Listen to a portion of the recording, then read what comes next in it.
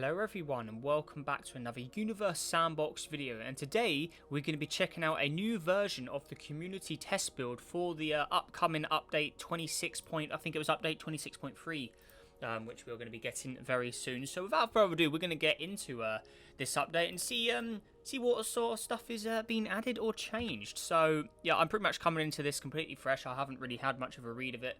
So right, this is the Splish Splash Fill in the Bath update 26.3. update here. So yeah, this is what we're going to be getting once this community test becomes the full update eventually. So drastically increased collision fragments and fragment rates, overhauled planetary water distribution. Okay, that should be interesting because the planetary water has been quite annoying for the last few updates. I'm sure a lot of us who play the game regularly, who make systems and stuff, can probably agree. Yeah, water has been quite annoying and irritating, so it's good to see that's going to be getting an overhaul. So yeah, that is awesome. Water fills a tub from its lowest point. Why not on a planet? Excellent. Oceans now start at the lowest elevations and fill valleys like you would a bathtub, making more realistic looking continents. Oh, that reminds me, one thing I'm going to try that right now before we move on. Mars. You used to be able to make Mars look really cool by adding water. So let's see if we can do that now. So first of all, and all the options here look different. Replace, delete, auto orbit.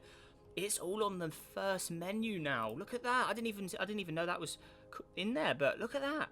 Oh, that's so much more useful than having to go to the actions over here. So we've got save object, open folder. That's always useful. Replace, delete, auto orbit, zero velocity, add moons. That's good. But yeah, the initial front page now has zero velocity and auto orbit, which is very useful indeed. So that is a really cool addition. I really like that straight away.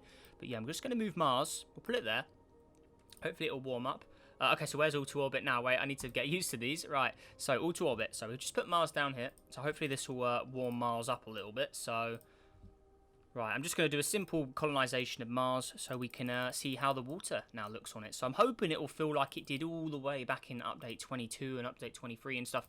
So let's get Mars warmed up. Okay, we'll still see the poles probably need a little bit of fixing there. So we just put it to 0 degrees and all that's appeared. So that is rather peculiar.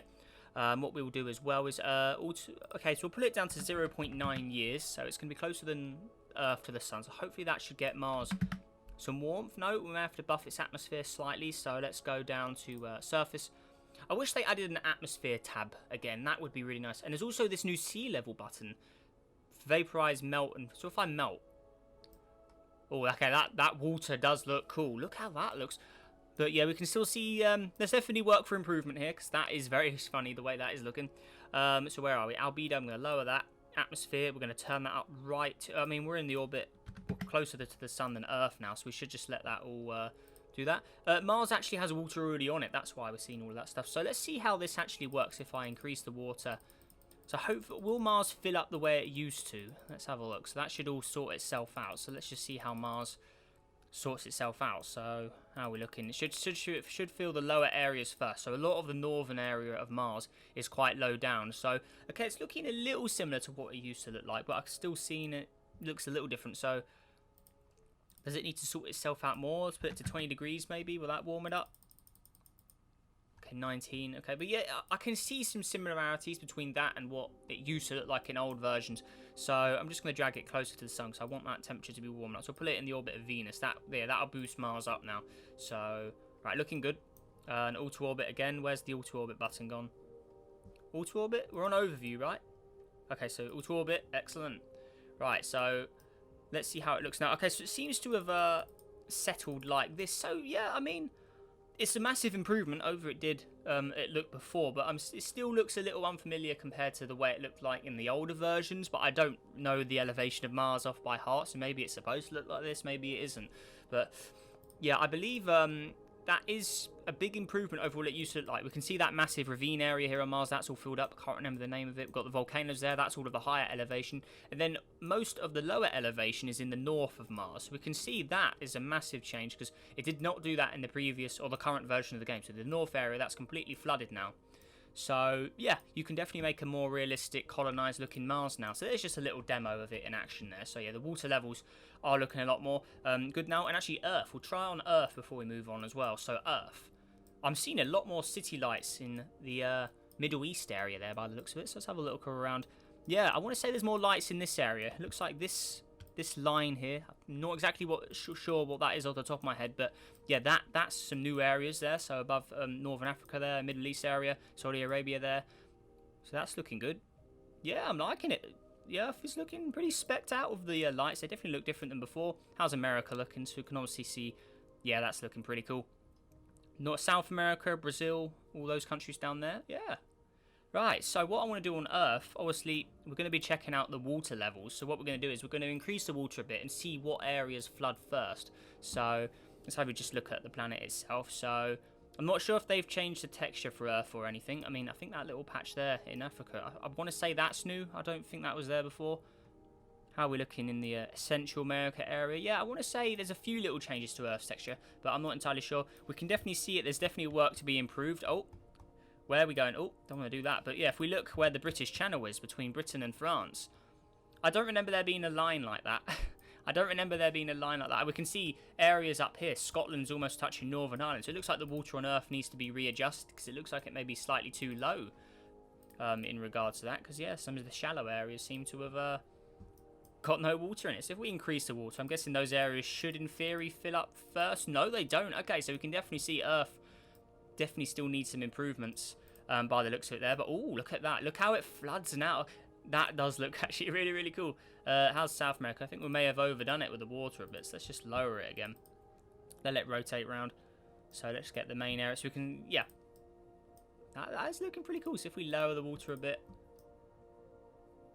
Right. So I'm guessing areas. So we should see the River Thames, for instance, in London flood. We should see the Amazon rainforest be flooding a bit now since we've increased the water. So all the where the rivers are. Florida down here, that should probably flood fairly easy because that's quite low. And then also the Netherlands, that should also be quite flooded up because it's below, a lot of it's below sea level, isn't it? So okay, yeah, so it looks like they've done a few changes to the water, but I definitely think there is definitely room for improvement on Mars and Earth. By the looks out there, because Mars doesn't look the same as it used to before the surface grids came out, and I think the way it used to look, off the top of my head, I believe that's how it in theory would look, but I'm not entirely sure, so I'm sure you guys will let me know down below in the comments. But Earth, definitely, there's definitely room for improvement here, because we saw straight away when we went to Earth, yeah, the British Channel shouldn't have that weird line that was going across it between England and France, so that is pretty peculiar. And what's going on now? All the ice and stuff. So let's actually test as well the buttons, the freeze all button, the melt all button. Let's see if that actually works. No, yeah, melt all. You can hear me spam clicking. Still doesn't work. So melt all, freeze all. So freeze all works. What about melt all now? Okay, so we can see it does some stuff, but we can still see the land area that hasn't in theory melted. I mean, I don't know why it's all freezing up. We haven't changed the orbit of the Earth or anything. So yeah, there's definitely some stabilized phases. I wonder what that does. Yeah, we'll have to look into that. And we've also got sea level, so I'm guessing we can lower it, increase it. Okay, that's pretty cool. Right, so we've sort of fixed it. So it looks like that sea level thing might be a good way to fix that freezing stuff. So okay, so there we go. So now it's working. So yeah, this sea level, I like the way that's working there so far. Okay, cool. Actually, let's go back to the Mars we made actually as well, just as a little demo. So let's see. Let's try that button on Mars. So how's Mars looking now? Okay, so it's looking a little more flooded than we left it, actually. So let's actually just lower some of the water. Okay, whoa, that's a little too much there, Mars. What are you doing? Come on. No? Oh, let's see. Let it sort itself out. Come on, a little bit more. Just add the water back, okay? Just a tad more. Okay, so we'll leave it like that. Right, so where is it? It's on surface. Yeah, surface. Okay, so freeze. Okay, so freeze, melt. So freeze and melt work quite well here, and then sea level. Alright, okay, now that, looking at it now, that does look a lot like it used to with the way it worked. Yeah, so you have the big continent here with the 3 volcanoes, the massive ravine area, I can never remember the name of it. So that, and then you had all the ocean in the north, a few little islands and stuff, and then you had like another continent there. Yeah, I want to say that is a huge improvement though, definitely a huge improvement over it looked in the previous version with the water not filling the low elevation first. Yeah, I'm liking that. Okay. Excellent.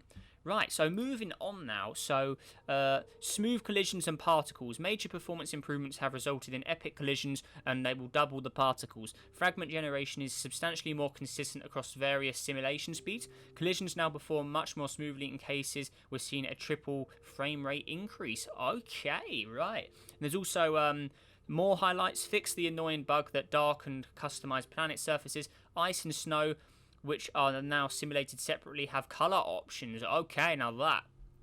Color options on snow. Now that is pretty cool. Right, so let's go back to the Mars. Or actually the Earth. As the Earth has some snow bits on it, doesn't it? Right, so let's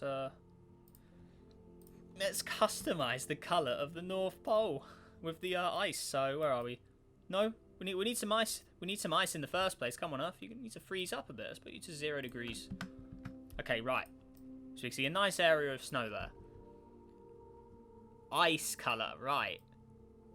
So green ice or bright purple ice. Okay, so that's not doing too much. Snow color. Oh, that is epic. Blacked out snow. Now that'll be really good for making volcanic. I'm just looking at that straight away. That would be really, really good for making volcanic sort of worlds. The way it all blends in. Man, oh, the creativity we could do with this. Red snow. I mean, any colour snow you want. I mean, that is... that's pretty crazy, but wow. I rate that. That is really, really cool. And you could use snow as vegetation. So if your snow gets too annoying on your planets, just make it green and then it won't look like there's snow at all. You could, in theory, that's a higher colour option. So if we go to, for instance, custom colours. Oh, no, where's that? No? And that's surface layer. No, that's fine. Atmosphere, right. So yeah, surface colours. So in theory, you could have a high elevation, middle and low, but then you could also have a snow colour. So in theory, if you use it correctly, you could probably get this as a 4th sort of elevation colour, as long as you don't make it cover up too much of the high elevation. But honestly, that is really cool. I really, really like that. I mean, yeah, I think that looks really cool, like a real volcanic sort of looking design there. I mean, that does look really, really cool. So yeah, I like that. So different coloured snow and ice now. We haven't seen the ice work yet. Maybe if we freeze the Earth, actually. So let's actually freeze the oceans. So down here, I'm still can never find that button. So melt and then freeze. There you go. So that's the ice this time. So if we go down here, ice color. So you can now have customized frozen ice. You could have like a light pale blue ice. You could have orange, an orange sort of shade of ice, a light pinky shade of ice. I mean, yeah, that definitely increases the sandbox part of this game. So yeah, I really like that. That is a really, really cool addition if you ask me. So very nice indeed there, and that'd be great for customizing systems down the road as well. So yeah, awesome stuff there.